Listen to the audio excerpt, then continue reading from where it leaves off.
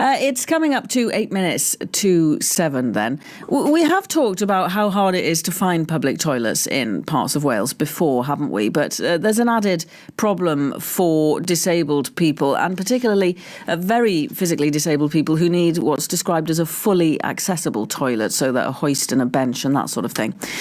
A campaign group called Changing Places says actually there are only 47 such toilets in the entire country, and 18 of those are in Swansea and Cardiff. So what happens if you aren't near one? It is a problem for Josh Rosenthal from Llanelli. To a lot of people like me, independence is crucial to our well-being and feeling valued and like we can do stuff. And if you're having to ask people, or can I have a hand to get in the loo, how is that going to make you feel? It's going to make you feel like you can't do stuff independently. It's going to make you feel like you're a burden. And then eventually, if you're not careful, you lose the ability to be independent because you stop trying. Well, Marion Messmer is from the Accessible Toilets campaign group Changing Places. Marion, good morning. Good morning. Thanks for joining us. When we talk about a fully accessible toilet, is that different from what we would understand as a conventional disabled toilet? Yes, so Changing Places toilets are a bit larger than standard accessible toilets, and they crucially also have the pieces of equipment that you mentioned earlier. So they have a hoist and a adult-sized changing bench, and that allows people, so the larger size allows people to enter the toilet with carers, and it also gives them the space for a wheelchair. And due to the hoist, they can transfer out of their wheelchair onto the changing bench or onto the toilet if they need assistance transferring. Right. Now, that equipment sounds expensive. Is that part of the problem? I think that is part of the problem. So I think the bigger problem really is awareness of what Changing Places toilets are and why they are needed. So while cost is a concern, for all the toilets that have been installed around the UK, people found ways around it, either by fundraising or because businesses recognised that it would make good business sense for their shop to have a Changing Places toilet, or because local authorities recognised the need and decided to fund a Changing Places toilet. So I think the bigger problem is really the awareness and people not really knowing what Changing Places toilets are. Right. And what about legal obligations? Because, you know, there are requirements on people to make what are described as reasonable adaptations for disabled people, aren't there? Yeah, that's right. And in the past, Changing Places toilets weren't necessarily seen as a reasonable adaptation. But I think we're at a really interesting point in time at the moment, because a family in Cornwall is challenging a theme park there, saying that providing a Changing Places toilet is indeed a reasonable adaptation. And with that legal case, I think we might see a change in how the law is interpreted in that regard. And we've heard there from Josh Rosenthal about the difference it can make to people in terms of their confidence leaving the home and travelling around, because, you know, when you've got to go, Marion. It's no joke, is it?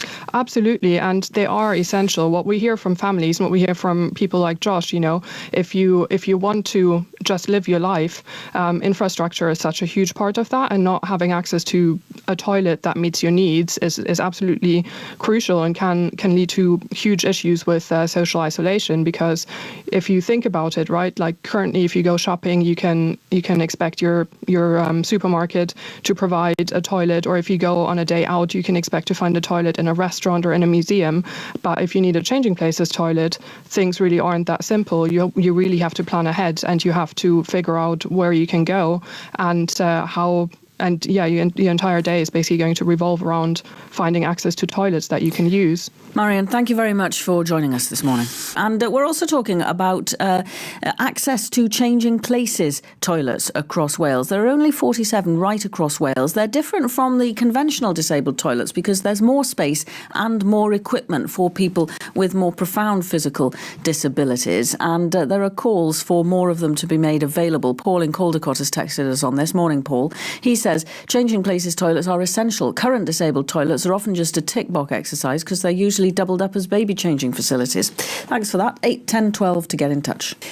Now, finding a loo when you're out and about can be quite a challenge. We've talked many times on this programme, actually, about shortages of public toilets and so on. But for people who need a fully accessible public toilet because of a severe physical disability, it's an even bigger challenge, because we're not just talking about your conventional disabled toilet here, but some toilets with actually more equipment in. And there are only 47 of those right through the country, and 18 of them are in Swansea and Cardiff. A campaign group called Changing Places says this needs to change, and they want many more fully accessible toilets around Wales. Our reporter Paul Pigott has been speaking to Josh Rosenthal from Llanelli, one of many towns in Wales, where he says he often faces the embarrassing prospect of having to ask for help when he needs the toilet. If you're having to ask people, or can I have a hand to get in the loo, it's going to make you feel like you're a burden. Josh Rosenthal isn't that much different from his fellow students at Swansea University. He loves his friends, a bit of fun, but he also has cerebral palsy, causing mobility issues that can make going to the toilet undignified. It's a burden he says he shouldn't have to carry. My social life either. I'm 21, I want to have a social life. But some people would say, well, can't you get your friends to help you in the toilet, or can't you get your mum to help you in the toilet? To that, I would say, I'm a man, I'm 21, I don't really want my mum to help me to the loo. Yeah. And to be honest, it's the same with my friends as well. I don't want them to be my carers, I just want them to be my friends. In his wheelchair, Josh leads me to a so-called disabled toilet in Llanelli to get his experience of a basic human need.